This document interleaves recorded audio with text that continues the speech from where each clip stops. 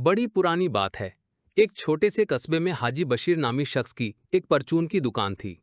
दुकान छोटी थी, गाहक महदूद, और आमदनी बस इतनी होती कि दिन गुजर जाते। हाजी साहब का मिजाज नहायत नर्म और दयानतदार था। वो तोल में कमी नहीं करते थे, झूठ नहीं बोलते थे और हमेशा गाहक को अच्छे अखलाक से पेश आते। कस्बे के लोग उनसे मोहब्बत करते थे, मगर दुकान पर रश कम ही होता था।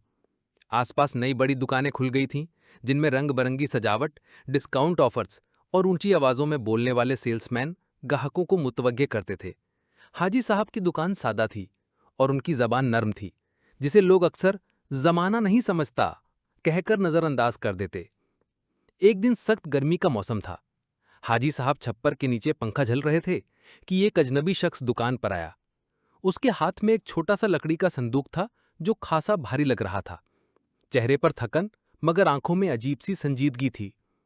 अस्सलाम वालेकुम हाजी साहब, उसने कहा। वालेकुम अस्सलाम, आइए बैठिए, गर्मी बहुत है। अजनबी बैठा, पानी पिया और कुछ लम्हों बाद बोला, मैं एक सफर पर जा रहा हूं और मुझे किसी भरोसे वाले शख्स के पास अपनी एक अमानत रखनी है। हाजी साहब ने फौरन कहा, अगर मैं इस काबिल हूं तो जरूर खिदमत करूंगा। अजनबी ने संदूक उनके हवाले किया और कहा, ये मेरे मरने जीने की निशानी है। जब मैं वापस आऊंगा तो ले लूंगा। अगर ना आ सकूं तो ये संदूक खोलना और अंदर मौजूद तहरीर के मुताबिक अमल करना। ये कहकर वो अजनबी गायब हो गया। दिन, हफ्ते, महीने गुजर गए। वो शख्स दोबारा कभी वापस ना आया। सालों गुजर गए। हाजी साहब ने वो संदूक कभी ना खोला, ना किसी को दिखाया, ना किसी को बताया। उनके अपने हालात खराब होने लगे। कभी दुकान पर गाहक ना आते, कभी उधार देने की नौबत आती और कभी दिन भर में 1 रुपया भी ना कमाते। एक दिन उनके एक दोस्त ने कहा, हाजी साहब, ये आज का जमाना नहीं, वो संदूक बेच दो या देखो क्या खजाना छुपा है उसमें। तुम्हारे जैसे ईमानदार को भी जीने का हक है। हाजी साहब मुस्कुराकर बोले, वो मेरे पास अमानत है। जो चीज मेरे लिए नहीं, वो मेरी जरूरत कैसे पूरी करेगी। दोस्त खामोश हो गया। 15 साल गुजर चुके थे। हाजी साहब बूढ़े हो गए थे। दुकान अब भी कायम थी, मगर कमर में खम, हाथों में लर्जिश और आंखों में धुंध आ चुकी थी। एक दिन अचानक दुकान पर एक जवान आदमी आया। उसके चेहरे पर चमक थी, लिबास महंगा और अंदाज बावकार। क्या आप हाजी बशीर हैं? उसने पूछा। जी बेटा, मैं ही हूं। मैं उस अजनबी का बेटा हूं जिसने आपके पास एक अमानत छोड़ी थी। मेरे वालिद अब इस दुनिया में नहीं रहे।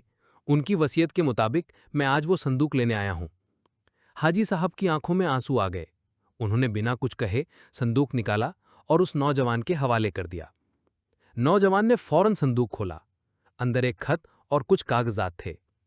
खत में लिखा था कि अगर ये अमानत हाजी बशीर के पास सही सलामत मौजूद हो तो समझो वो इस काबिल हैं कि मैं अपनी सारी जायदाद इनके नाम कर दूं। ये मेरी आखिरी वसीयत है। उनका सब्र, दयानत और वफादारी मेरी आंखों में बस गई थी। अल्लाह उन्हें जिंदगी की असल दौलत दे। नौजवान ने वो कागजात हाजी साहब के हाथ में थमा दिए और कहा, अब ये सब कुछ आपका है। मेरे वालिद ने आप पर मुकम्मल भरोसा किया था। कुछ ही दिनों में हाजी साहब को एक बड़ा मकान, एक वसी दुकान और लाखों की जायदाद मिल गई। पूरे कस्बे में चर्चा हो गया, ये दयानत का सिला है। लोग कहते, ये सब्र का इनाम है। कुछ बोलते, ये हमानत की ताकत है। बुजुर्गों ने फरमाया। हाजी साहब ने नई दुकान बनाई, मगर वही सादगी, वही दयानत, वही पुराना स्टाइल रखा। अब उनकी दुकान पर ग्राहकों की कतारें लगती थीं, मगर वो अब भी हर चीज तोल कर देते, हर बात अदब से करते। जब उनसे किसी ने पूछा कि हाजी साहब, आपकी तकदीर किसने बदली, तो उन्होंने सिर्फ इतना कहा, ये अल्लाह का फजल है। ये कहानी हमें सिखाती है कि दुनिया फानी है, मगर दयानत, वफा और सब्र जैसी सिफात हमेशा बाकी रहती हैं।